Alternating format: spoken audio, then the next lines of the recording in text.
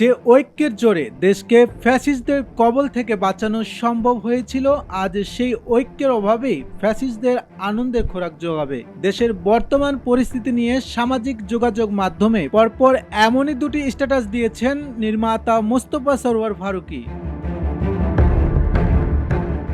শনিবার মধ্যরাতে ফেসবুকে একটি গিটারের কথা শিরোনামে দেওয়া স্ট্যাটাসে ফারুকী লেখেন, ফ্যাসিস্ট জানে আপনাদের ঐক্যই তাদের দেশ ছাড়া করেছে।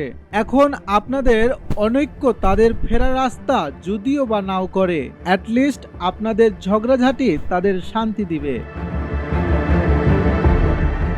আপনারা যত বিরোধে জড়াবেন তারা তত আনন্দে গিটার বাজাবে। এখন সিদ্ধান্ত আপনাদের। আপনারা পরস্পর বিরোধী মত নিয়েও শ্রদ্ধার সাথে সহাবস্থান করবেন নাকি উনাকে গিটার বাজাতে দিবেন।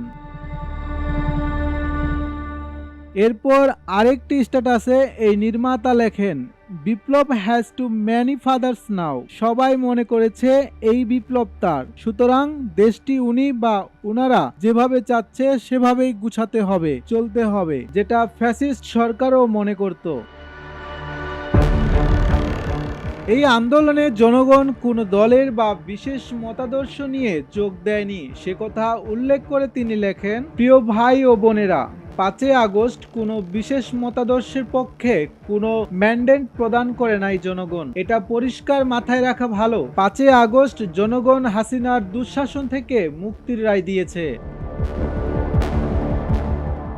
এখন দেশ কিভাবে চলবে এই রায়ও জনগণ দিবেন বলে তিনি লেখেন, এখন যার যা এজেন্ডা আছে, কি ধরনের সরকার বানাতে চান, দেশটাকে কি রকম করতে চান, এগুলো নিয়ে জনগণের কাছে যান। জনগণ ভোটে নির্ধারণ করবে কাদেরটার পক্ষে আছে তারা।